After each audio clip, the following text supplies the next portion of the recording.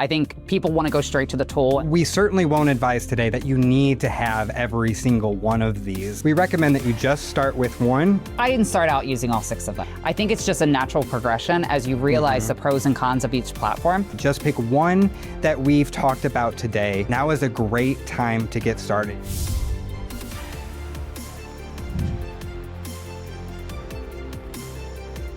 This is the first episode of our new 5-part series, AI for Agents. Everything you need to know to put AI to work in your business, starting today with the tools themselves. I'm Joe Barker. And I'm David Belleville. And this is the AmeriLife Marketing Mentors podcast. All right, Joe, before we run through a single platform, when an agent asks you which AI platform they should be using, how do you respond? I respond with a lot of questions. So I think the most important part is understanding what is it that they're trying to do.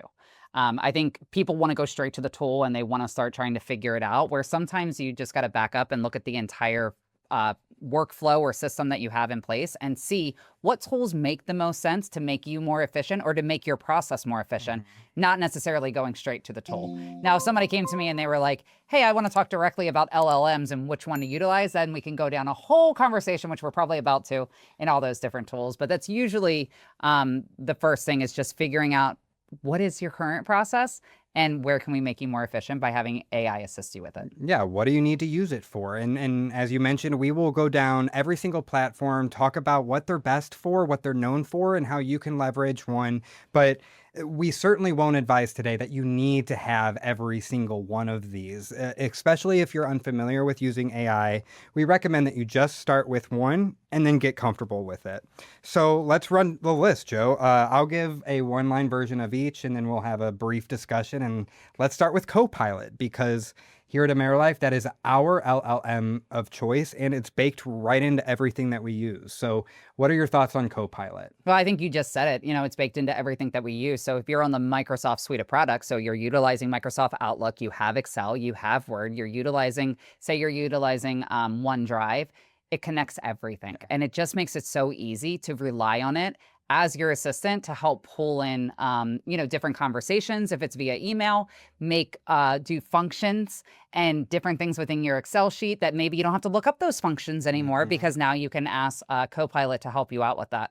Same with Word documents. So the use cases for Copilot, utilizing it as an LLM and utilizing it as kind of your assistant for all the Microsoft tools, is a no-brainer if you utilize the Microsoft suite of products. Do you remember the little paperclip icon with Microsoft Word? He used to give pointers and advice. It just feels like we've come so far. But having that integrated into the tools that we use, it's so convenient. You don't even need to leave the Word doc or the PowerPoint that you're editing. It's been super convenient. There's a learning curve with all of these platforms, but the more that you get comfortable, as we'll say throughout, the better are you off. And I think the more you get into the different Microsoft products and the more you deploy it, and you kind of test it out to understand how it can help you and how you can't. And it's just asking it questions, letting it respond, and building those prompts and those conversations with it. And how many of us out there are using the Microsoft suite already? It's so naturally fits in to so many people's workflows. And obviously here at AmeriLife, like we said, that is our go-to. But there's, of course, many other options out there. And so let's keep this moving and talk about perhaps the most popular one, which is ChatGPT. This has kind of gained a reputation of being a general purpose LLM, or kind of a beginning platform. What do you use ChatGPT for most? I use it for my content. So Okay. I still rely on ChatGPT a lot for the content. I spent a lot of time training it, having it interview me, getting used to my tone, the way that I speak, doing, the words that I use, the words that I don't use.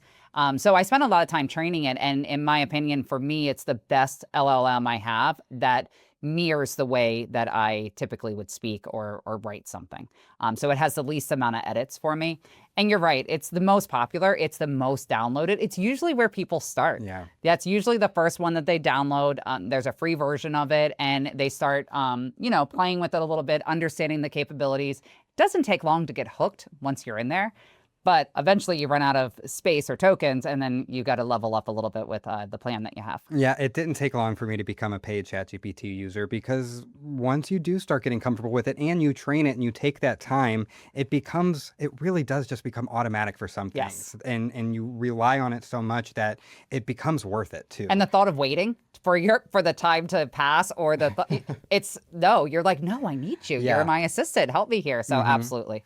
And talk about consumer behavior changing. I mean, we are perfect examples of like starting to really rely on these super helpful tools. Let's keep this moving though. We can revisit some of these. I also want to make sure that our audience knows what an LLM is. It stands for large language model. And so those are these platforms that we're talking about today. So Joe, let's talk about Claude. So much of the AI landscape was dominated by ChatGPT and OpenAI. I really feel like 6 months into the year, Anthropic with Claude has kind of started to emerge as one of the top LLM platforms. Absolutely, especially if you're doing coding. So I think that's where you saw a lot of people in the marketing space, especially, or in the IT space, really tend to lean more towards Claude because the capabilities of its coding platform, its capabilities of integrating with other platforms, the teamwork feature to where you can work with others, it was stellar. Yeah. And I think when you were used to ChatGPT and then you started to move over there and you saw the capabilities of what it could do, it was very quick to pick up that behavior and want to spend time over there, especially for those coding. So that's what I use it for the most. Anything that has to do with websites, anything that has to do with SEO, AEO, GEO, anything along those lines of connecting of my apps, I use Claude now for all of that. And then I go back to ChatGPT for my social media or other content ideas. And that's a great back and forth. I think with Claude too, and you kind of touched on this, it's great to break down the complexities. So coding is obviously something very complex, but for our audience of agents and advisors, I mean, there are regulations and rules and paperwork and documents and admin work that they do that Claude can really become an assistant that helps decipher all of that and make it simpler to digest. Let's keep this moving, Joe. Gemini. It's Google's version of an LLM, and this has also emerged throughout 2026 as a very popular LLM platform. Just like Microsoft Copilot, if you're using Google products every day, then Gemini is baked right in.